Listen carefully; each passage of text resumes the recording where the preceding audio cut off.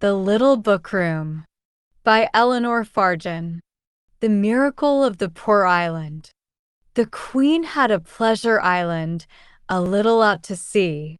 When she wanted to make merry, she sailed there from her palace on the mainland in a gilded bark with silk flags flying. Her court accompanied her. There were musicians on deck too, and she came to her pleasure island amid flowers and music. There she spent her days picnicking and dancing under the trees. Everything that could make her island rich and prosperous was brought there in abundance from the mainland. Farther out to sea lay a pearl fishing island. Here there was no abundance, and life was a hard battle.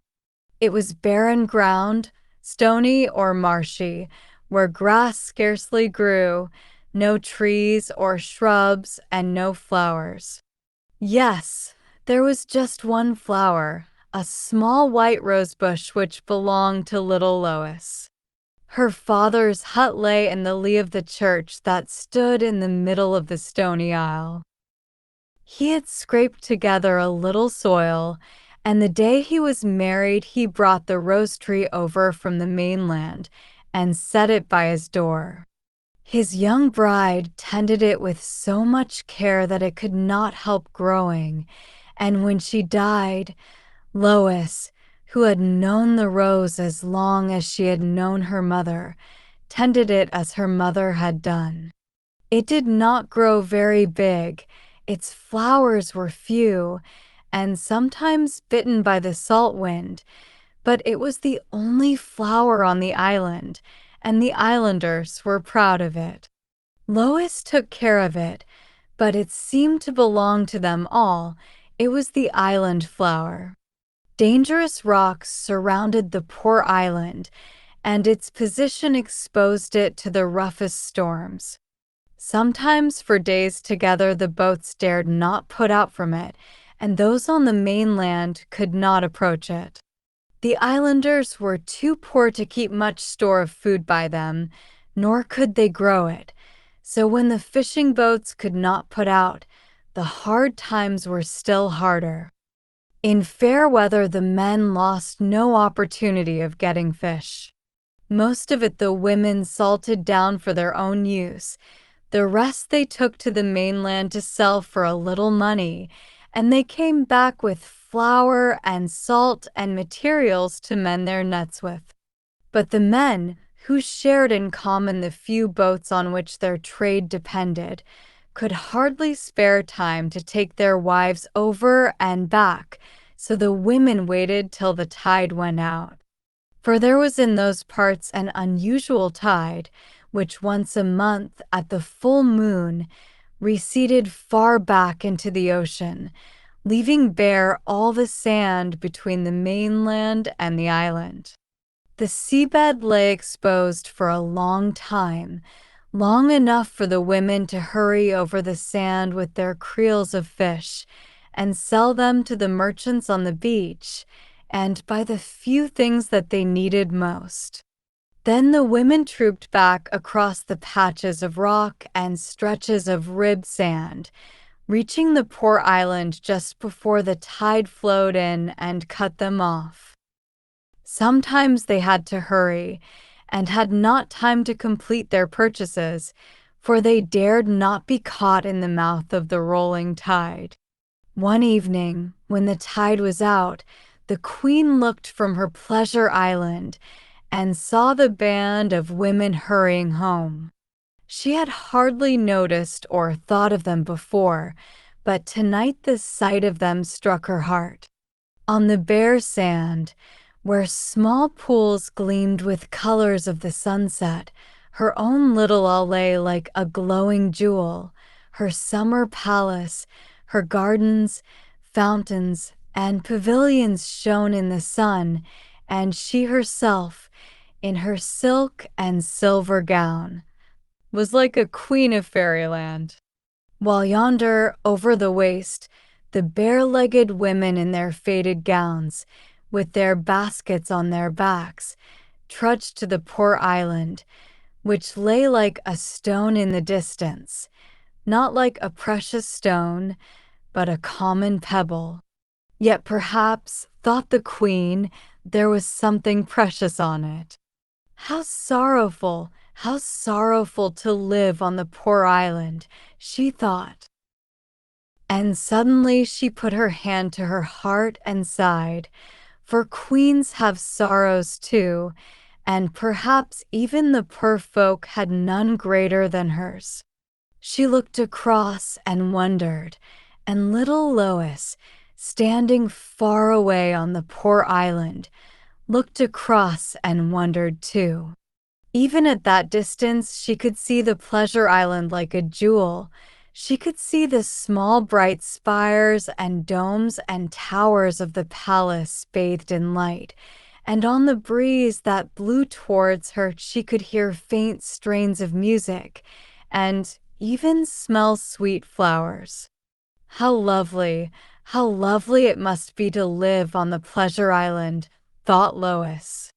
And suddenly she stooped to smell her rose, for even the queen, she thought, had no sweeter flower than this.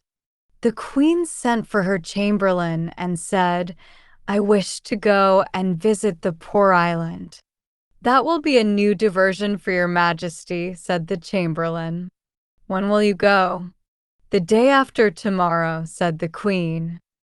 Next day the chamberlain sent word to the poor island that the queen was coming. She had not intended him to do this, but he thought it fitting that the islanders should have a chance to prepare for the honor that was to be bestowed upon them. An honor indeed they held it. Such a thing had never happened before. The queen herself was coming. How could they welcome her? Where could they receive her?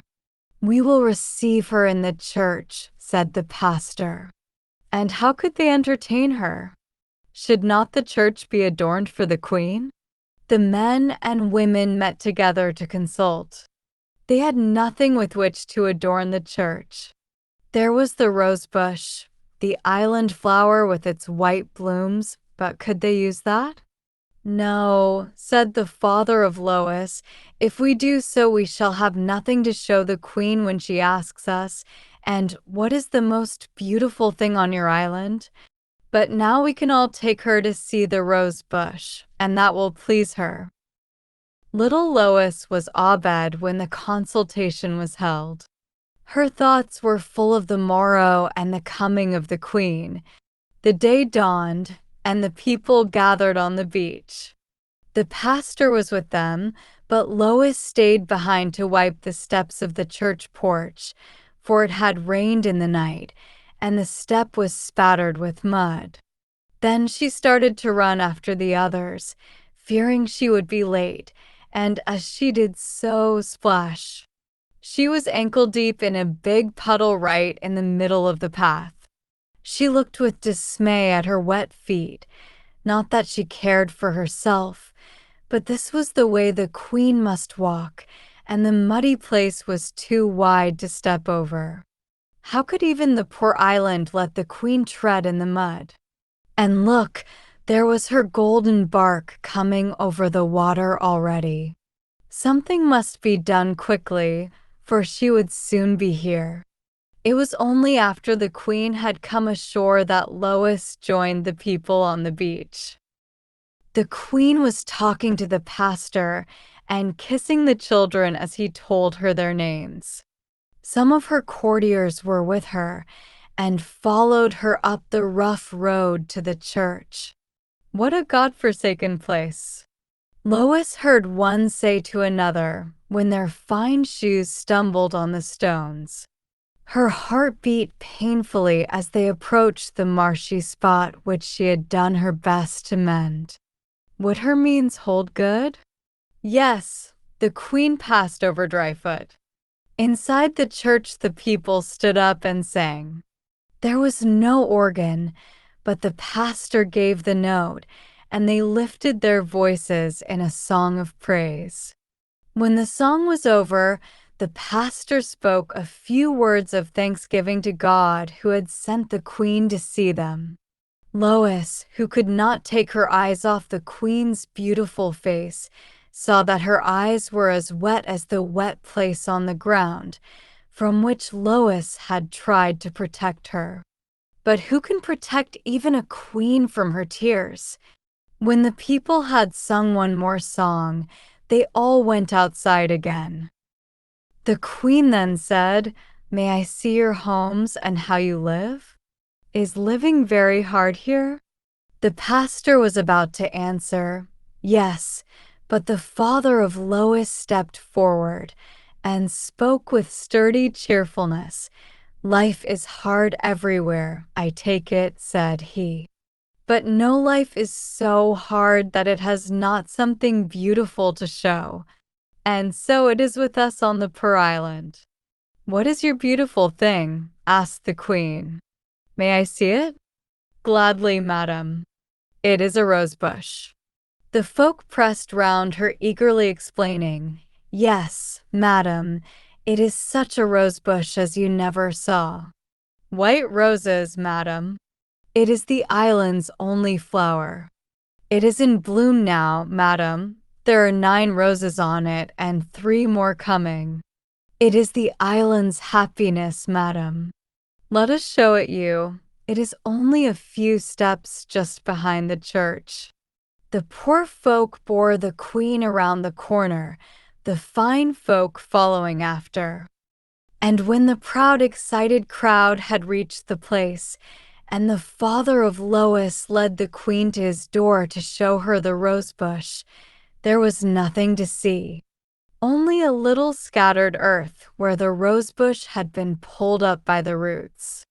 The poor folk gasped, the courtiers tittered a little, and round the corner Lois knelt and wept. She wept beside the green leaves and white blossoms of her rosebush, where she had strewn them that the queen might not wet her feet. The queen sailed away in her golden bark. The visit was over, and life went on in the poor island as before. The queen had gone away full of resolves. She would give an organ to the church. She would have good roads made. She would rebuild the poor huts. Cartloads of soil should be carried over, and everyone should have a little garden. She would do all these things. Before she could do any of them, she died. News reached the poor island that she had died suddenly of a secret pain. When she was buried, they buried her with the tears that had filled her heart and eyes in the poor island. No one else had shed these tears. They were her own. No one else, when she was dead, was concerned with their cause. Surely the queen's tears were dried now. What had moved her to them was forgotten. What she had meant to do was left undone. Life went on in the poor island as before, only it had lost its flower. Nobody blamed Lois for what she had done. She had done right, they said. Any of them would have done the same. When the queen came to visit them, they could not let her walk in the wet, and now she was dead, they were glad she had not had to do so. But Lois mourned. She mourned for her rose and for the queen. To comfort her, her father promised her another rose, cost what it might. The full moon came round again. Once more the sea ran back into itself. Once more the women went in long procession to the mainland over the bared sand. This time the father of Lois went too, a hard-saved coin in his pocket. They sold their fish and made their purchases, and Lois' father bought a tiny rosebush, another white one, which might with time become the island's joy. While he was making his bargain, one of the women ran and tapped him on the shoulder. "Come quick," she said. "The sky looks threatening." He looked at the sky and answered, "Yes, we must hasten." I only saw it look so once before, when the tide rushed in and took the women unawares. All the women were flocking over the sand. The fishermen hurried after them. Their one thought was to reach the poor island before the sea rushed in. On the island there was nobody but one or two girls, the children, and the pastor. The men were out at sea on the other side. Those on the island saw the darkening sky and felt the breath in the air that presaged danger. They came down to watch for the return of the women. Lois came too, straining her eyes for her father. Far off on the dark, wet stretch of sand, the children saw their mothers coming like little ants. They were already far from the mainland, and they still had far to come. Then, swiftly, what all feared most took place. The tide rushed in and surrounded the poor island, and it surged on, with waves that raced each other like wild horses, on toward the little band of people in the distance. There was no hope, no help, no refuge. Before they could turn back, the tide must take them. The pastor knelt upon the rocks and prayed, and all the children knelt with him, praying and crying. Only Lois stood upright among them, gazing. For the deserted pleasure island of the Queen was streaming with pale light that no one except Lois seemed to see, and in the light the Queen herself was standing. Distant as she was, like someone in a dream, Lois saw her as plainly as she had seen her in the church when the people were singing, but her eyes were wet no longer, and a lovely smile was on her face. She was smiling straight at Lois, and in her hands were 9 white roses with their green leaves. And as the wild green waves with their white caps rolled to the very feet of the poor islanders, the Queen cast leaves and flowers upon the water. The tide rolled on, covering all the space between the islands. But oh wonder! It was covered not with the green and white sea, but with a heap of green leaves and white flowers. The tide of roses reached from isle to isle, and on it the women walked dryfoot to their children, and Lois' father came safe with her new tree. The people talk of the miracle to this day. If you do not believe it, go to the poor island for yourself, where the rose is growing still.